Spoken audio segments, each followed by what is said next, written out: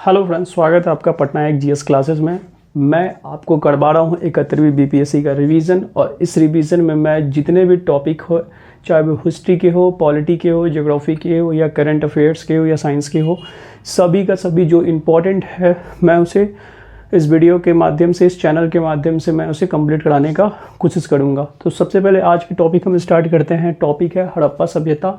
हड़प्पा सभ्यता के बारे में बहुत ज़्यादा तो डीपली नहीं बताऊंगा, ठीक है, लेकिन जो एग्जामिनेशन के लिए बहुत ज़्यादा ज़रूरी है, जस्ट एक रिवीजन के टाइप। और इसी रिवीजन में आपका जो हड़प्पा से जितना भी अगर जुड़ा हुआ क्वेश्चंस आएगा वो आपका कंप्लीट हो जाएगा। चलिए चैप्टर को स्टार्ट करते हैं। देखिए, हड़प्पा सभ्यता समझने के लिए सबसे पहले आपको अपना हिस्ट्री का टाइमलाइन समझना पड़ेगा। अगर आप हिस्ट्री के टाइमलाइन पे जाइएगा तो आपको पता होना चाहिए कि अगर आज 2025 चल रहा है, 2025 चल रहा है, ठीक है, तो 2025 चल रहा है, तो यहाँ से जो हम लोग टाइम पीरियड को काउंट करते हैं तो या तो वो एडी होता है, नहीं तो सी होता है। एडी का मतलब एनो डोमिनी एंड सी का मतलब होता है कॉमन एरा। अब पीछे आप अगर जाइएगा, पीछे अगर आप जाइएगा टाइमलाइन में, तो देखिए सबसे पहले अगर जो स्टोन एज आता था, जिसको पाषाण काल हम लोग बोलते थे, तो स्टोन एज हम लोग को पढ़ना था, पाषाण काल बोलते थे जिसको, ठीक है। स्टोन एज के अंदर हम लोग को पढ़ना होता था पैलियोलिथिक एज, पैलियोलिथिक एज, पूरा पाषाण काल जिसको बोलते थे हम लोग, ठीक है। उसके बाद हम लोग पढ़ते थे मेसोलिथिक एज, मेसोलिथिक एज। ये थोड़ा थोड़ा जानकारी आप लोग को सबको होगा, लेकिन हम जब हड़प्पा सभ्यता को अच्छा से समझाना चाह रहे हैं तो इसलिए एक बार टाइमलाइन को समझा देते हैं, ठीक है। मेसोलिथिक एज, मेसोलिथिक एज के बाद होता था नियोलिथिक एज, ठीक है। नियोलिथिक एज जिसमें आपकी कृषि वगैरह आई थी, मेयरगढ़ वगैरह, और मैं सबको एक एक करके बताऊंगा, ठीक है। उसके बाद आपका आता है, इसके बाद आता है यहाँ से IVC, इंडस वैली सिविलाइजेशन, जिसको हम लोग हड़प्पा सिविलाइजेशन या हड़प्पा सभ्यता भी बोलते हैं, इंडस वैली सिविलाइजेशन, ठीक है, जिसको हम लोग सिंधु घाटी सभ्यता भी बोलते हैं। इसके बाद आता है हमारा वैदिक एज, ठीक है, ये वैदिक एज हो गया, ठीक है, जिसको हम लोग वैदिक सभ्यता भी बोलते हैं, ठीक है, वैदिक सभ्यता भी बोलते हैं। फिर हम लोग को पढ़ना होगा महाजनपद, ठीक है, महाजनपद, ठीक है ना। फिर हम लोग को पढ़ना होगा मौर्य। तो एंशिएंट हिस्ट्री में एक और चीज आ गया, महाजनपद के साथ साथ हम लोग पढ़ेंगे जैन और बुद्ध के बारे में भी, जैन और बुद्ध के बारे में। तो देखिए, एंशिएंट इंडिया के अंदर हम लोग को इतना ही चीज़ को पढ़ना है, ठीक है ना। और यही ज़्यादा जो इम्पोर्टेंट हो जाता है, ये है 2, 3 और 4। बीपीएससी जो है अगर एंशिएंट हिस्ट्री से क्वेश्चन पूछती है तो सबसे ज़्यादा क्वेश्चन यहीं से वो उठाती है। ये 4 टॉपिक पर हमको सबसे ज़्यादा ध्यान देना है, क्योंकि ये चल रहा है आपका रिवीजन क्लास, ठीक है ना। तो रिवीजन की तरह ही हम लोग बताएंगे। तो ये चीज़ है, मैं इसको कंप्लीट करूंगा, इसको कंप्लीट करूंगा, और थोड़ा सा जानकारी मैं इसका भी दे दूंगा, ठीक है। अब देखिए, अगर सबका टाइम पीरियड देखा जाए तो देखिए टाइम पीरियड सबसे ज़्यादा पूछता है, एक इसका पूछता है, एक इसका पूछता है, ठीक है। एक महाजनपदा का भी पूछ ही देता है टाइम पीरियड, ठीक है ना। तो अगर हम टाइम पीरियड बताए तो आपकी स्टोन एज की जो टाइम पीरियड है वो बहुत से किताबों में 2 लाख BC से लेके 2 मिलियन BC, 2 मिलियन BC लिखता है, ठीक है। 2 मिलियन BC से लेके 10,000 BC तक, 10,000 BC तक। उसके बाद आपकी मेसोलिथिक की जो टाइम पीरियड होती है वो लिखता है 10,000 BC से लेके, ठीक है, 8,000 BC तक, ठीक है। नियोलिथिक की जो टाइम पीरियड होती है वो, हाँ सॉरी, एक और चीज़ आपको छूट गया, नियोलिथिक के बाद आता है आपका यहाँ पे ताम्रपाषाण युग, ताम्रपाषाण युग, ठीक है, ताम्रपाषाण युग, जिसको हम लोग इंग्लिश में चालकोलिथिक एज भी बोलते हैं, चालकोलिथिक एज भी बोलते हैं, ठीक है। अब नियोलिथिक एज में जो था वो था आपका 8,000 BC से लेके, 8,000 BC से लेके अराउंड जनरली 4,000 BC तक, ठीक है। एंड ताम्रपाषाण युग भी उसी BC के आसपास चला है, ठीक है ना। एंड 4,000 BC से लेके आगे तक, जहाँ तक हड़प्पा चल रही थी यहाँ तक। अब मेन देखिए, हड़प्पा के बारे में हम लोग को सबसे ज़्यादा समझना है, ठीक है। हड़प्पा जो है आपका, हड़प्पा का टाइम पीरियड क्या है, तो देखिए हड़प्पा के बारे में सबसे ज़्यादा टाइम पीरियड अगर पूछता है तो हड़प्पा का ही पूछता है। तो हड़प्पा का टाइम पीरियड अगर हम लोग देखते हैं तो बहुत सारी किताबों में हड़प्पा का टाइम पीरियड 2700 BC से लेके, ठीक है, 1800 BC तक है। ठीक है, बहुत सारे और किताबें अगर पढ़िएगा तो उसमें 2600 BC से लेके या 2500 BC से लेके, ठीक है ना, 2600 से है तो 1750 BC तक है, और बहुत सारी किताबों में कहीं कहीं 1500 BC तक भी जिक्र कर देता है। ठीक है, तो अगर आपसे क्वेश्चंस पूछता है कि अगर ऐसा ऑप्शन दे दे तो ये कंफ्यूजन हो जाएगा बच्चे को लगाने में, लेकिन इसके बीच का ऑप्शन आप लगा सकते हैं। ठीक है ना, एनसीईआरटी में आपका 2600 BC के आसपास, 1750 BC के आसपास दिए हुए हैं। ठीक है, तो यहां तक हम लोग को पढ़ना है। तो हम लोग सबसे पहले आज स्टार्ट करेंगे ये चैप्टर, इंडस वैली सिविलाइजेशन को। ठीक है, तो हड़प्पा सभ्यता को हम स्टार्ट करते हैं, और हड़प्पा सभ्यता में हम लोग सबसे पहले अगर बताना चाहेंगे तो हड़प्पा सभ्यता की खोज किसने की थी, तो उस दयाराम साहनी ने। ठीक है, दयाराम साहनी ने। हम बस पॉइंट टू पॉइंट पढ़ते जाएंगे। ठीक है, पॉइंट टू पॉइंट हम लोग पढ़ेंगे, क्या है नहीं है उसके बारे में। दयाराम साहनी ने कब किया था, तो 1921 में। हड़प्पा सभ्यता जो है किस नदी के किनारे पड़ती है, तो रावी नदी के किनारे पड़ती है हड़प्पा सभ्यता। ठीक है, उसके बाद देखिएगा हड़प्पा सभ्यता के बारे में, रावी नदी के किनारे पड़ती है। अगर इसका आकार आपसे पूछा जाए तो त्रिभुजाकार आकार कहा जाता है हड़प्पा सभ्यता को। ठीक है, त्रिभुजाकार आकार कहा जाता है। उसके बाद अगर आपसे पूछा जाए तो एक चीज याद रखिएगा कि हड़प्पा सभ्यता में स्क्रिप्ट मिली है। ठीक है ना, मतलब कि जो भी चीजें हैं लिखी हुई फॉर्म में थी, लेकिन जो आर्कियोलॉजिस्ट है वो पढ़ नहीं पाए थे। ठीक है, इसलिए हड़प्पा सभ्यता को कहीं कहीं प्रोटो हिस्ट्री से भी जोड़ के हम लोग देखते हैं।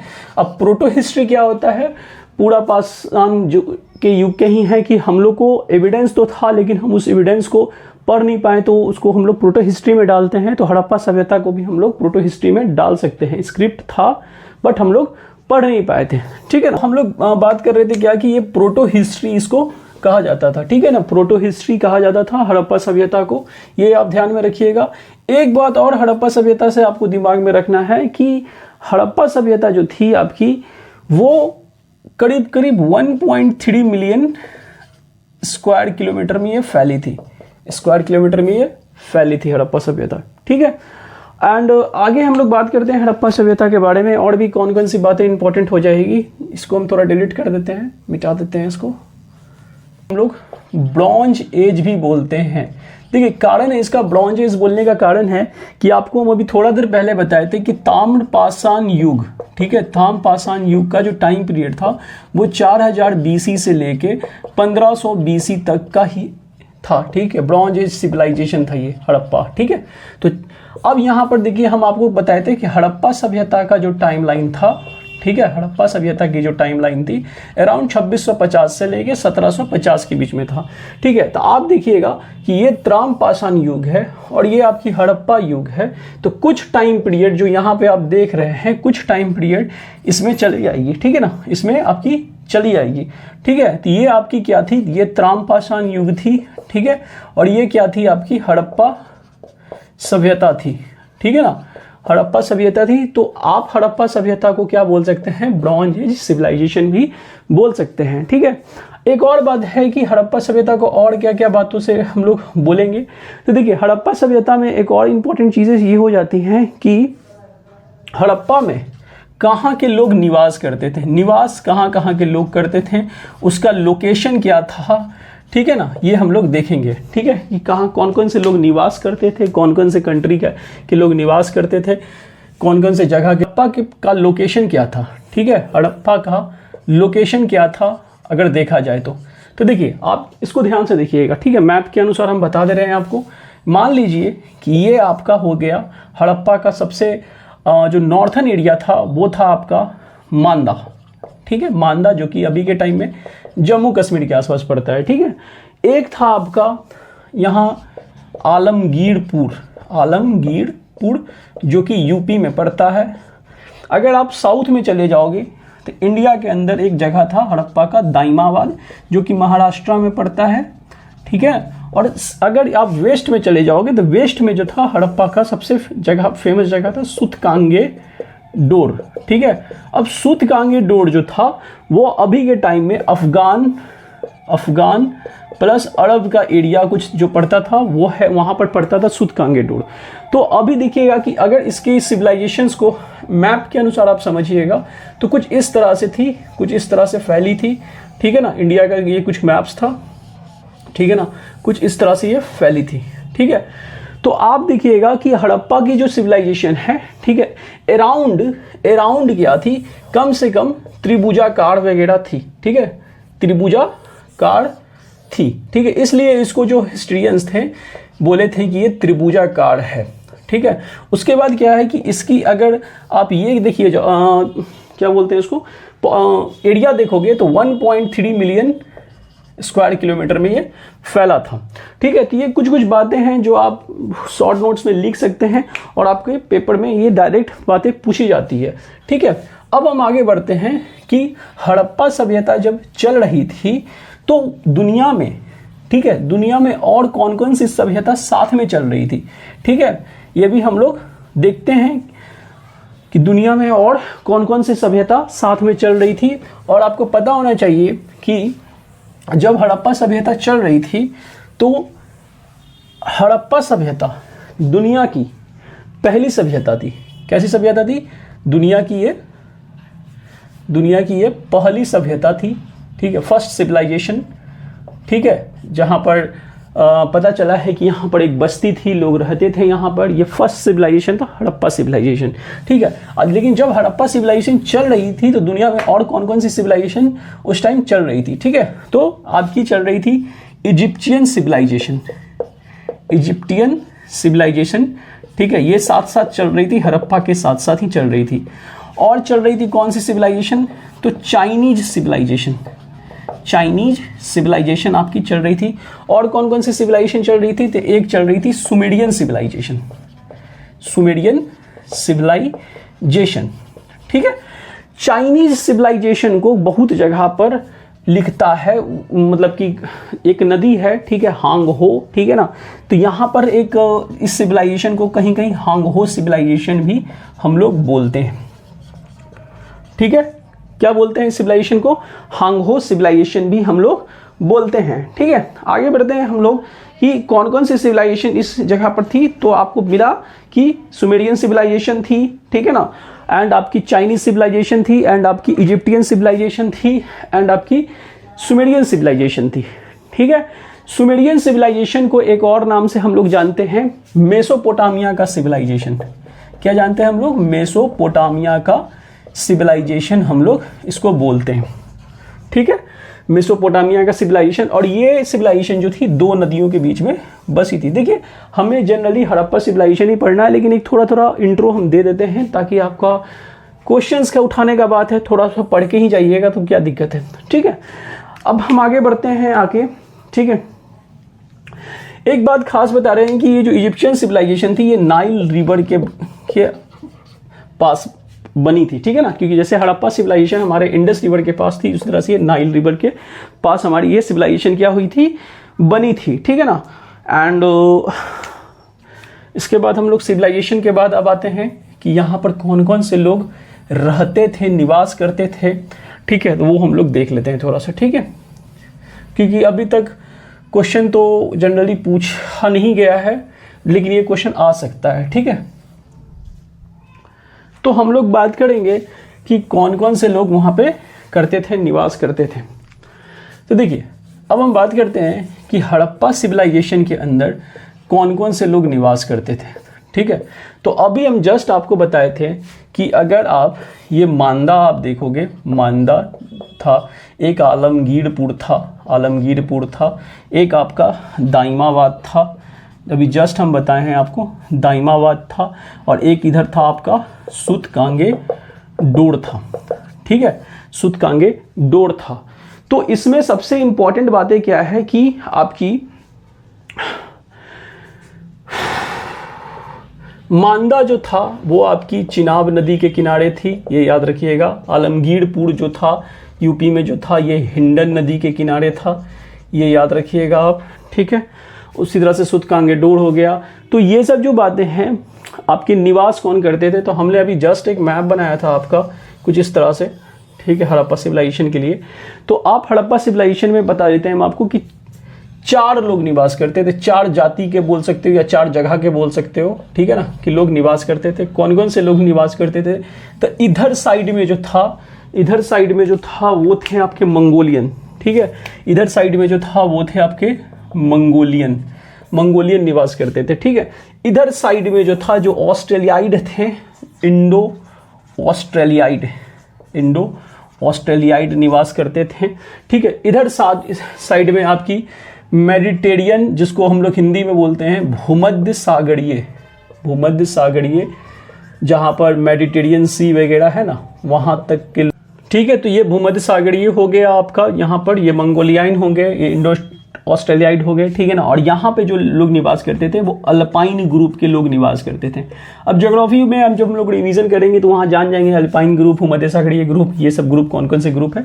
तो आप 4 लोग जो थे, 4 जगह के जो जाति बोल सकते हो या 4 जगह पे लोग बोल सकते हो, ठीक है, 4 जगह के लोग, ये लोग निवास करते थे हड़प्पा सिविलाइजेशन में।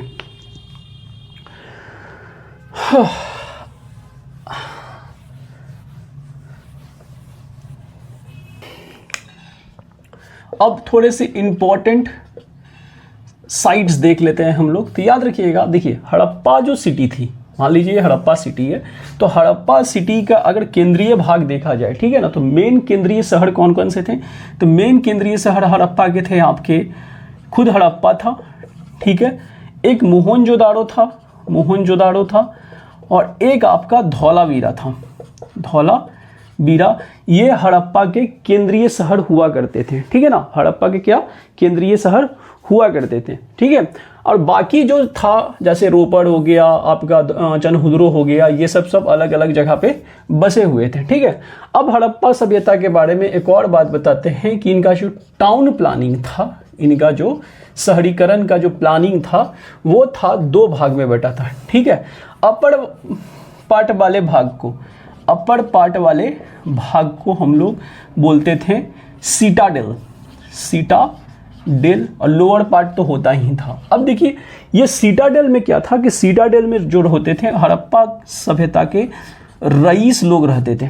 कौन लोग रहते थे? रईस लोग रहते थे, ठीक है। और ये जो था, ये सीटाडेल जो था, ये दीवालों से घिरा होता था। अब जैसे एक मैप्स आपको हम समझा देते हैं कि मान लीजिए कि ऐसे सोच लीजिए कि ये सीटाडेल है, ठीक है, ये आपका सीटाडेल है। सीटाडेल 4 दीवार से घिरा हुआ है और ये बहुत ऊंचाई पे होता था। जस्ट लाइक आप अगर पहाड़ बनाते हैं तो ठीक है, तो एक सीटाडेल यहाँ पर रहता था। सीटाडेल समझाने का एक तरीका हम बता रहे हैं, सीटाडेल। और यहाँ पर जो थे वो आर्टिशियन लोग यानी कारीगर लोग रहा करते थे, ठीक है ना। तो इसी जगह पे कहा गया है कि सीटाडेल पर जो थे वो आपके अमीर लोग रहते थे और ये सीटाडेल जो था दीवालों से घिरा हुआ था, ठीक है। अब हम लोग आगे बढ़ते हैं। टाउन प्लानिंग हो गया हम लोग का हड़प्पा का, ठीक है। अब यहां से आपका इंपॉर्टेंट चीज स्टार्ट हो जाता है, ठीक है। इंपॉर्टेंट लाइनें, इंपॉर्टेंट बातें जो डायरेक्ट एग्जामिनेशन में पूछी जाती है। ये तो था अभी तक का इंट्रोडक्शन हड़प्पा का, ठीक है ना। हड़प्पा के इंट्रोडक्शन के बाद अब मेन चीज़ें जो बहुत ज़्यादा एग्जामिनेशन में पूछी जाती है, डायरेक्ट एग्जामिनेशन में पूछी जाती है। हड़प्पा से अगर क्वेश्चन आ जाए तो वो क्वेश्चन रहेगा ही रहेगा। यहाँ से जो है अब आपकी इंपॉर्टेंट क्लासेस स्टार्ट हो जाती है, ठीक है। अब सबसे पहले हम बात करते हैं आपका हड़प्पा के बारे में। तो हड़प्पा के बारे में, हड़प्पा से क्या क्या चीज़ें मिली है, ठीक है, कौन कौन सी बातें मिली हैं, कौन कौन सी चीज़ें मिली हैं, वो हम लोग देखेंगे, ठीक है। तो आपको देखिए बता देते हैं कि हड़प्पा था आपका किस नदी के किनारे? रावी नदी के किनारे, ठीक है, रावी नदी के किनारे, ठीक है ना। तो मैंने यहाँ पर हड़प्पा सभ्यता के लिए पहले ही से लिख दिया, नहीं तो वीडियो बहुत लंबी हो जाती इतना लिखते तो, ठीक है ना। तो हड़प्पा देखिए था आपका रावी नदी के किनारे पड़ता था हड़प्पा, ठीक है। हड़प्पा आपकी रावी नदी के किनारे पड़ती थी और ये अभी के टाइम में पंजाब के आसपास ये जगह है, ठीक है। देखिए सबसे ज़्यादा इम्पोर्टेंस हो जाता है, यही सबसे ज़्यादा इम्पोर्टेंस है कि हड़प्पा सभ्यता से मिला क्या क्या चीज़ है। तो 12 ब्रॉन्ज मिरर मिली थी। तो क्यों मिली थी? तो आपको हम बता दिए थे कि चालकोलिथिक पीरियड यानी त्राम-पाषाण युग पीरियड के साथ साथ हड़प्पा सभ्यता चल रही थी, इसलिए 12 ब्रॉन्ज मिरर मिली थी। शंख का बैल मिला था, ठीक है। बर्तन पर बना मछुआरा का चित्र मिला था। 6 अन्नागार यानी ग्रेनेडीज मिले थे, ठीक है, हड़प्पा के अंदर। और एक और बात बताते हैं कि हड़प्पा में पेड़ में आपके ग्रेनेडीज मिले हैं, ऐसे 4, 3, 4, 5, 6 और इधर ऐसे लाइन से पेड़ में मिले हैं, ठीक है ना, ऐसे पेड़ में मिले हैं, ओके। एंड उसके बाद है आपका वुडन डेड बॉडीज, जो कि डेड बॉडीज को रखने के लिए जो वुडन बॉक्स आता था इस तरह का, ठीक है, आज भी यूज होता है, ठीक है, ईसाई धर्म में, ठीक है। तो ये डेड बॉडीज का बॉक्स मिला है। स्त्री के गर्भ से निकलता पौधा मिला है। पित्तल का इक्का मिला है और ईंट का बना वृत्ताकार चबूतरा मिला है। एंड 10वां नंबर है कब्रिस्तान मिला है, जिसमें R37 वगैरह नाम कुछ दर्ज था, कुछ इस तरह से था, ठीक है। तो इतने चीज़ें आपके हड़प्पा के अंदर मिली हैं, ठीक है ना। जिसमें सबसे ज़्यादा इंपॉर्टेंट हो जाएगा, याद रखिएगा, एग्जामिनेशन में पूछा हुआ है, दरोगा के पेपर में आया है, ब्रॉन्ज मिरर मिला है आपका।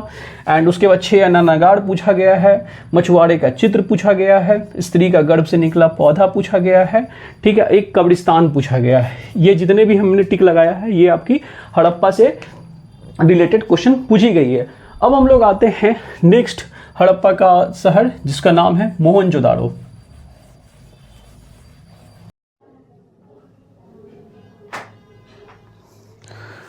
ठीक है, चलिए हम लोग आते हैं अब नेक्स्ट शहर पे। नेक्स्ट शहर में हमने बताया था आपको कि मोहनजोदाड़ो को हम लोग लेंगे। मोहनजोदाड़ो में आपको क्या क्या मिलेगा, तो ग्रेट अन्नागार, जिसको ग्रेनेडीज भी बोलते हैं हम लोग, ठीक है। फिर आपको ग्रेट बाथ मिला मोहनजोदाड़ो के अंदर। त्राम डांसिंग गर्ल यानी कि तांबे की डांसिंग गर्ल मिली। विशेष सड़क मिला जो कि एक दूसरे को समकोण पे काटती थी और इसे ऑक्सफोर्ड सर्कस कहा गया, ठीक है, सर्कस कहा गया इस सड़क को। मोहनजोदाड़ो में ये सड़क थोड़ी सी अच्छी पीच रोड की सड़क थी। पुजारी और योगी की मूर्ति भी मिली है। सूती कपड़ा मोहनजोदाड़ो। हाथी का कपालखंड मोहनजोदाड़ो। गले हुए तांबे के ढेर मोहनजोदाड़ो से। सीपी की पटरी मोहनजोदाड़ो। कुएं से नरकंकाल मोहनजोदाड़ो। घोड़े के दांत आपको मोहनजोदाड़ो से। और गीली मिट्टी पर कपड़े के साक्ष्य भी मोहनजोदाड़ो से। कहीं कहीं आपको ये भी है मिला है कि मानव खोपड़ी पर, ठीक है ना, 6 छेद मिले हैं सर के ऊपर। हो सकता है कि वो शल्य चिकित्सा वगैरह में यूज किए जाते होंगे, इसलिए यहाँ पर ये मिला है आपका मोहनजोदाड़ो से ही। अब हम बात करते हैं चनहुद्रो के बारे में। चनहुद्रो से देखिए, चनहुद्रो फेमस था इंडस्ट्रीज के लिए। कारखाना था वहाँ पे आपका, मनके का कारखाना मिला था। बटखरा मिला था वहाँ पे, ठीक है। लिपस्टिक्स मिली थी आपकी। बिल्ली की साक्ष्य मिली है, कहाँ से, तो चनहुद्रो से। मुहर बनता था चनहुद्रो में। अलंकृत हाथी चनहुद्रो से। खिलौना मिला है टेराकोटा वगैरह का, मिट्टी का खिलौना चनहुद्रो से। कुत्ता का बिल्ली को पीछा करते हुए पदचिन्ह मिला है चनहुद्रो से। वक्राकार ईंट भी मिली है आपकी चनहुद्रो से। और याद रखिएगा, श्रद्धा वक्राकार ईंट जो है ओनली फॉर चनहुद्रो से ही मिला है, इसलिए यहाँ पे ओनली लगा हुआ है। ये सब जितने भी चीज़ें हैं आप एक पॉइंट में, एक पेज में करके आप इसको याद कीजिएगा, एक ना एक क्वेश्चन आपका इधर से बनेगा ही। कालीबंगन का देख लेते हैं, घाघर नदी के किनारे है, राजस्थान के एरिया में पड़ता है। 7 फायर अल्टर मिले। फायर अल्टर उसको बोलते हैं जो यज्ञ वगैरह करवाया जाता है, ठीक है ना, उसको फायर अल्टर बोलते हैं। खास बात यहाँ है कि चारों तरफ, फायर अल्टर के चारों तरफ अगर बात कीजिएगा, चारों तरफ तो जानवर की हड्डी भी मिली है कालीबंगन से। लार्जेस्ट साइट है इंडिया का ये, ठीक है। और रिजर्वर मिले हैं यहाँ से एंड स्टेडियम मिला है, ठीक है। स्टेडियम पता नहीं किस चीज़ का है, लेकिन स्टेडियम मिला है। एक और चीज़ है, काली चूड़ियाँ वगैरह भी आपको यहाँ से मिली है, इसलिए इसका नाम भी पड़ा था कालीबंगन। एंड लोथल जो है वो भोगवा नदी के किनारे पड़ता है गुजरात राज्य में। और इसे लघु हड़प्पा या लघु मोहनजोदाड़ो भी बोलते हैं, मोहनजोदाड़ो भी बोलते हैं, ठीक है। इसे लघु हड़प्पा या लघु मोहनजोदाड़ो भी हम लोग बोलते हैं, ठीक है ना। ट्विन ब्यूरियल मिली है यहाँ पे आपकी, जुड़वा एक साथ सबको रखा जाता था। फारस की मुद्रा मिली है, इससे पता चलता है कि ये व्यापार के लिए जाना जाता होगा लोथल आपका। पक्के रंग से रंगे पात्र मिले हैं आपके, ठीक है, कहाँ से, तो लोथल से। यार्ड यानी कि बंदरगाह मिले हैं, अभी हम जस्ट बताए थे कि बिजनेस चलता था वहाँ पे। फायर एल्टर यहाँ भी मिले हैं आपके, यहाँ पे आपके फायर एल्टर है, यहाँ पे 7 फायर एल्टर है, ठीक है। अगर हम बात करते हैं ड्रेनेज सिस्टम का, तो ड्रेनेज सिस्टम जो है वो आपकी सब जगह मिली है, बस एक जगह था हड़प्पा का बनवाली में आपका ड्रेनेज सिस्टम नहीं मिला है, ठीक है। उसके बाद अगर समाज का बात किया जाए तो समाज कैसा था हड़प्पा सभ्यता का, तो समाज में वेल्थ था, वेल्थ पर डिवाइडेड था, यानी अमीरी गरीबी थी, ठीक है। अमीरी गरीबी देखी जाती थी, अमीरी गरीबी थी, ठीक है। उसके बाद अगर बात कीजिएगा तो मैटरनल सोसाइटी थी, मातृसत्तात्मक समाज थी। मदर जो थी वो हेड ऑफ द फैमिली कहलाती थी। अगर पॉलिटिक्स देखा जाए तो पृष्ठ क्लास का वर्चस्व देखा गया, और ये सिर्फ एक हिस्टोरियन थे डी कोसंबी साहब, वही इस चीज़ को बताए थे, ठीक है। तो अगले हम लोग आते हैं, अब थोड़ा सा हड़प्पा सभ्यता का हम लोग इकोनॉमी वगैरह भी देख लेते हैं, क्या है इकोनॉमी।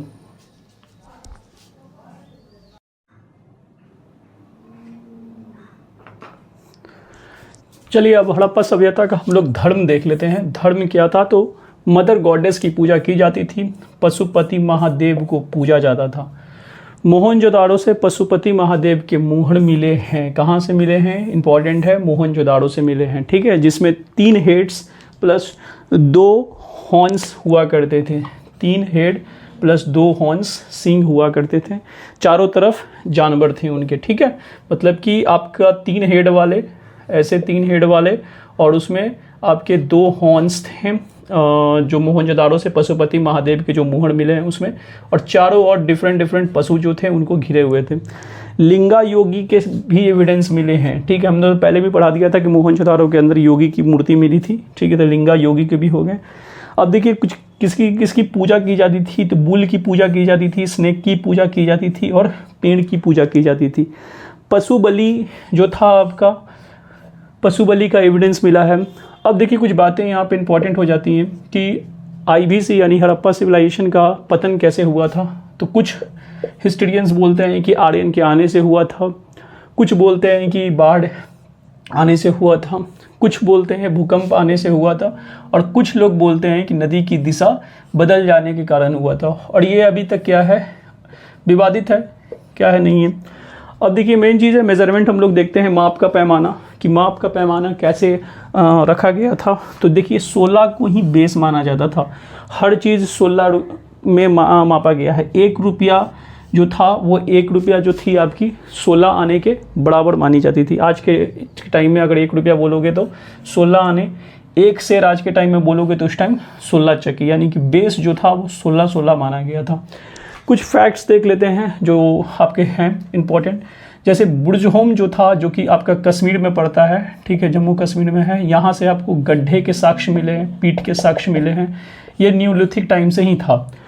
ये इंपॉर्टेंट है आपका गणेश्वर, यूपीपीसीएस में पूछा गया ये पेपर है कि कॉपर स्मेल्टिंग का साक्ष्य मिला है आपको गणेश्वर से, और ये चालकोलिथिक साइट्स था। हम आपको बता दिए थे कि चालकोलिथिक साइट्स और आईवीसी दोनों कहीं ना कहीं कुछ टाइम के लिए मर्ज हो गया था, इसलिए इसको ध्यान रखिएगा। धौलावीरा जो था आपका फेमस फॉर वाटर मैनेजमेंट के लिए जाना जाता था, और यहाँ से एक विशाल जलाशय भी मिला है, ठीक है। स्वास्तिक के चिन्ह अगर आप देखिएगा तो हड़प्पा सभ्यता से स्वास्तिक के चिन्ह मिले हैं। लोथल में हमने पढ़ा दिया था कि युगल समाधि मिली थी, 3 युगल समाधियाँ मिली हैं लोथल के अंदर, ठीक है। कालीबंगा जो था कच्ची ईंट के लिए जाना जाता था। देखिए हड़प्पा सभ्यता के अंदर गरीब अगर बोलिएगा तो गरीब सिटी यही थी, गरीब सिटी कालीबंगन थी, ठीक है ना, कालीबंगन ही गरीब सिटी थी। मोहनजोदाड़ो ये सब जो थी अमीर सिटी थी, तभी यहाँ पे रोड वगैरह आपको ज़्यादा मिलती थी, और मोहनजोदाड़ो से आपका ट्रेडिंग भी ज़्यादा होता था, लोथल वगैरह से भी ट्रेडिंग बहुत ज़्यादा होता था, ठीक है। तो मोहनजोदाड़ो से आपकी पक्की ईंटें मिली हैं। अब हम बात करेंगे भूकंप के साक्ष्य मिले हैं आपके कालीबंगन से। कालीबंगन में हड़प्पा और मोहनजोदाड़ो की 2 टीलें मिली हैं। जिस तरह से हड़प्पा और मोहनजोदाड़ो की टीलें मिली हैं, कालीबंगन से भी वैसे ही 2 टीलें मिली हैं, और भूकंप के साक्ष्य भी कालीबंगन से ही मिले हैं। कालीबंगा से देखिएगा सेलखेड़ी, मिट्टी के मुहर, ठीक है, इंपॉर्टेंट हो जाता है ये, मिट्टी के मुहर एवं मृदभांड मिले हैं। धौलावीरा सिटी का नक्शा जो था वो रेक्टेंगुलर फॉर्म में था, ये एक फैक्ट्स है आपका। धौलावीरा से, क्योंकि देखिए बीपीएससी वगैरह जो परीक्षा लेती है वो फैक्ट्स पे ज़्यादा लेती है, ठीक है, इसलिए इस चीज़ को भी ध्यान दे रहे हैं। धौलावीरा से 10 चिन्ह वाला एक शिलालेख भी मिला है, ठीक है। चलिए आगे हम लोग बढ़ते हैं, आगे देख लेते हैं कि क्या क्या फैक्ट्स और है वो इम्पोर्टेंट फैक्ट्स मैं आपको बता देते हैं थोड़ा। तो हम लोग आते हैं हड़प्पा सिविलाइजेशन के इकोनॉमी पे। देखिए सबसे पहले बात करते हैं कि एग्रीकल्चर वहाँ होती थी और यही इसकी बैकबोन थी। एग्रीकल्चर ही आपकी हड़प्पा सभ्यता की बैकबोन थी। इंपॉर्टेंट फूड में अगर बात कीजिएगा तो गेहूं और जौ तो था ही, लेकिन अगर व्यापारिक फॉर्म में अगर बात कीजिएगा, कॉमर्शियल क्रॉप्स में बात कीजिएगा तो आपकी कॉटन और सरसों की कॉमर्शियल क्रॉप्स में होती थी, ठीक है, खेती। चावल के साक्ष्य कम मिले हैं, बस एक जगह से मिला है, कहाँ, तो लोथल से मिला है आपका, ठीक है। रंगपुर से आपके चावल के हस्क मिले हैं, जिसको छिलका वगैरह हम लोग बोल सकते हैं। हल देखिए, हल जो खेत जोतने के लिए यूज़ होता था, हल का ऐसा कोई खास प्रमाण नहीं मिला है, लेकिन फावड़ा मिला है, जिसको इंग्लिश में हो भी बोलते हैं हम लोग, ठीक है। तांबे के हल मिले हैं, ठीक है।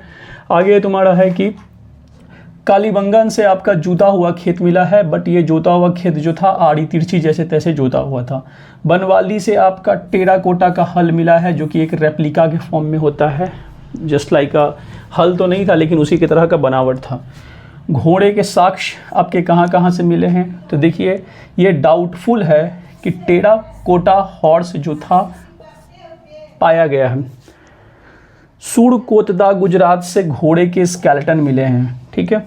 कारखाना में अगर बात कीजिएगा तो कौन कौन सी कारखाने हुआ करती थी, तो टेक्सटाइल इंडस्ट्रीज़, ईंटा का इंडस्ट्रीज़, शिप इंडस्ट्रीज़, ठीक है। और मोतियों के और सिल्स के 8 साइट्स मिले हैं, जहाँ पर खासकर चनहुद्रो और लोथल में, तो ये सब जगह पे आपके इंडस्ट्रीज़ भी मिले हैं, ठीक है। अगला हम लोग देखते हैं सिंधु घाटी सभ्यता, ठीक है ना। सिंधु घाटी सभ्यता जो थी एक पीसफुल सभ्यता थी, लोग लड़ाई झगड़े वगैरह नहीं करते थे, नॉट इन एनी वॉर, कोई तरह की लड़ाई नहीं देखी गई थी इस सभ्यता के अंदर। व्यापार कैसा था, तो अंतर्राष्ट्रीय भी होता था, राष्ट्रीय भी होता था। अंतर्राष्ट्रीय व्यापार के लिए फेमस आपका लोथल था। सुमेरिया से बहुत ज़्यादा इंपॉर्टेंट व्यापार होता था, इसलिए सुमेरिया जो था आपका ट्रेडिंग पार्टनर था, ठीक है, सिंधु घाटी सभ्यता के लिए। Sumeria is also known as Mesopotamia civilisation, हमने वीडियो के स्टार्टिंग में आपको बताया था। IVC के सिल्स जो है, सिल्स यानी कि मुहर, ठीक है, मुहर फाउंड हुए हैं, प्राप्त हुए हैं मेसोपोटामिया से। इससे पता चलता है कि हमारा जो सिंधु घाटी सभ्यता का जो व्यापार था वो मेसोपोटामिया से भी होता था, और उस टाइम जो मुहर थी वो रेक्टेंगुलर फॉर्म में थी और स्क्वायर के फॉर्म में भी मिलती थी। बट याद रखिएगा एक मुहर ऐसा है जो मेसोपोटामिया से मिला है, जो कि आपका सिलेंड्रिकल फॉर्म में था, ठीक है। आगे हम बात करते हैं मोहनजोदाड़ो के बारे में। तो मोहनजोदाड़ो में क्या हुआ है कि 3 सिल्स मिले हैं मेसोपोटामिया के, यानी 3 मुहर आपके मिले हैं मेसोपोटामिया के। भारतीय कॉटन को उमा बोला गया है सुमेरियन में, ठीक है। मेलुहा वर्ड जो था वो यूज किया जाता था, मेसोपोटामिया वाले लोग सिंधु घाटी सभ्यता वाले लोग को कहते थे मेलुहा, ठीक है। ये क्वेश्चन पूछा गया एग्जामिनेशन में। सिंडोन जो था वो सिंडोन कॉटन को कहा जाता था मेसोपोटामिया में। अब लास्ट है आपका कि मेसोपोटामिया की जो स्क्रिप्ट थी उसको क्यूनिफॉर्म, CUNIEFORM क्यूनिफॉर्म कहा गया है, इसको भी आप जोड़ लीजिएगा। अब हम आगे बढ़ते हैं, मेसोपोटामिया के आगे का जो स्ट्रक्चर था उसके बारे में देखते हैं हम लोग क्या क्या और है मेसोपोटामिया में। चलिए आते हैं सुरकोतदा से हम लोग को कब्रिस्तान के नीचे से कलश भी मिला है, यानी कि सब समाधान जहाँ किया जाता था उसके नीचे से कलश पाया गया है। दैमाबाद जो था आपको बता दिए थे कि दैमाबाद आपकी महाराष्ट्र एरिया में पड़ती थी। वहाँ से आपका रथ चलाते हुए मनुष्य का फोटो मिला है, मतलब मूर्ति मिली है, सांड की मूर्ति मिली है, गेंडा की आकृति मिली है, तस्तड़ी और प्याले यानी कप और प्लेट मिला है, और सैंधव लिपि की मुहर मिली है दायमाबाद से, ठीक है। ये आपका महाराष्ट्र में पड़ता है दायमाबाद। उसके बाद अगला है हम लोग राखी गढ़ी देखते हैं। राखी गढ़ी अभी के टाइम में हरियाणा के हिसार जिला में पड़ता है, घग्गर नदी के किनारे ये है। भारत का सबसे बड़ा सैंधव स्थल जो था वो राखी गढ़ी था, लेकिन अगर हड़प्पा सभ्यता का सबसे बड़ा सैंधव स्थल पूछेगा तो मोहनजोदाड़ो था। रोपड़ जो है आपकी पंजाब जिला में पड़ती है, सतलज नदी के किनारे है ये। इसका अभी जो आधुनिक नाम है वो रूपनगर के नाम से ये जाना जाता है। रोपड़ से आपकी सैल खड़ी की मुहर मिली है, बटखड़ा मिला है, छूड़ा मिला है, और तांबे के बान, कुल्हाड़ी, मनुष्य के साथ पालतू कुत्ता को दफनाया गया था कहाँ, तो रोपड़ से। ठीक है, तो ये सब इंपॉर्टेंट लाइन है। उसके बाद आलमगीरपुर, जो कि अभी के टाइम में यूपी में है आलमगीरपुर, यहाँ से आपका बर्तन पर आपका त्रिभुज का, मूड़ का और गिलहरी के चित्र मिले हैं, बने हुए चित्र मिले हैं। अगला स्थल आपका आता है सूतकांगेडोर। सूतकांगेडोर में आपका तांबे का बान, तांबे के ब्लेड के टुकड़े, मिट्टी की चूड़ियाँ आपकी मिली है और ये इंपॉर्टेंट है। उसके बाद देखिएगा बनवाली से आपके स्टार शेप्ड सड़क मिला है। स्टार शेप्ड में आपकी सड़क मिली है बनवाली में। और आपको बता देते हैं कि आपका एक दूसरे को समकोण पर काटते हुए सड़क कहाँ मिली थी, मोहनजोदाड़ो में। ठीक है, बनवाली का बात करेंगे फिर से बनवाली के बारे में, तो बनवाली से मुहड़, बटखरा, ये इंपॉर्टेंट है कि कार्नेलियन मनके मिले हैं बनवाली से। हम ये पढ़ा दिए थे कि रेप्लिका आपका बनवाली से मिला था, हल्का बना हुआ आकृति का खिलौना बनवाली से मिला है। भगवानपुर हरियाणा से आपका वाइट, ब्लैक, स्काई ब्लू की कांच की चूड़ी मिली है। ठीक है, तांबे की भी चूड़ी मिली है कहाँ से, तो भगवानपुर हरियाणा से। मांडा जो कि जम्मू कश्मीर में पड़ता है, चेनाब नदी के किनारे, यहाँ से आपकी हड्डी के काटे हुए नुकीले बाण मिले हैं, पेंचदार पीन मिली है और आधी अधूरी मोहर मिली है। तो ये आपकी इंपॉर्टेंट है कि आधी अधूरी मोहर कहाँ से मिली है, तो मांडा से। चलिए आगे का फैक्ट्स हम लोग अब देखते हैं।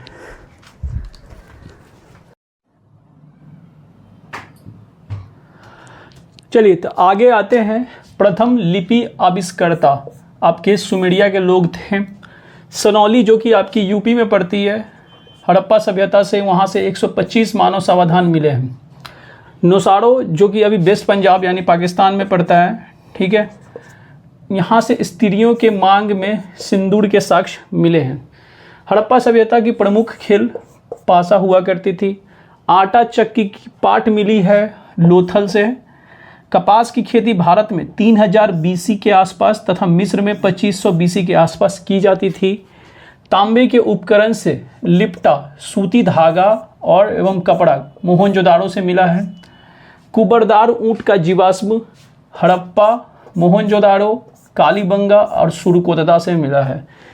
सिक्के के साक्ष्य नहीं थे, यानी सिक्का नहीं चलता था।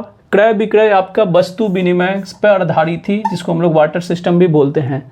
हाथी दांत के बने तराजू के पलड़े आपको मिले हैं लोथल से और मोहनजोदाड़ो से। और वहाँ बटकड़ा जो था वो क्यूबाइडल शेप में मिलता था। मेलुहा, जिसको मेसोपोटामिया वाले लोग, सिंधु घाटी सभ्यता वाले लोगों को मेलुहा कहते थे। और दिलमुन के साथ मेसोपोटामिया का व्यापार का साक्ष्य मिला है। दिलमुन आज के टाइम में बहरीन देश है, उसको कहा जाता है, फारस की खाड़ी में पड़ती है ये। मिस्र के साथ व्यापार का पता मम्मीस जो था उससे मिला। और ये मिला कहाँ है मम्मी, तो आपका लोथल में मिला है। आगे भी कुछ फैक्ट्स हम लोग देख लेते हैं। चलिए आगे अब हम लोग देख लेते हैं। कुछ और फैक्ट्स थे जो हमारे, वो थे आपके कि मोहनजोदाड़ो से आपकी एक पशु मूर्ति मिली है, जिसके शरीर जो था वो भेड़ का तथा मस्तक जो थी वो हाथी की सूंड की तरह थी। हड़प्पा में देखिएगा थोड़ा सा, तो हड़प्पा क्या है, सिर रहित मानव मूर्ति मिली है हड़प्पा से। चनहुद्रो में याद रखिएगा तो इक्का गाड़ी, बैलगाड़ी की मूर्ति। और सबसे ज़्यादा सर्वाधिक मुहर जो मिली थी वो सेलखीड़ी में थी। और मुहर पर जो सर्वाधिक अंकन आपका था वो एक श्रृंगी बैल का था। ठीक है, अब हम बात करते हैं यहाँ पे कि पशुपति शिव के बारे में। ठीक है, पशुपति शिव के बारे में। तो देखिए, जो पशुपति शिव की मूर्ति जो मिली है उसमें दाईं ओर बाघ और हाथी के जानवर बैठे थे, और बाईं ओर, ये दाईं ओर था, ये बाईं ओर गैंडा और भैंसा बैठे हुए थे, और दोनों तरफ 2 हिरन थे।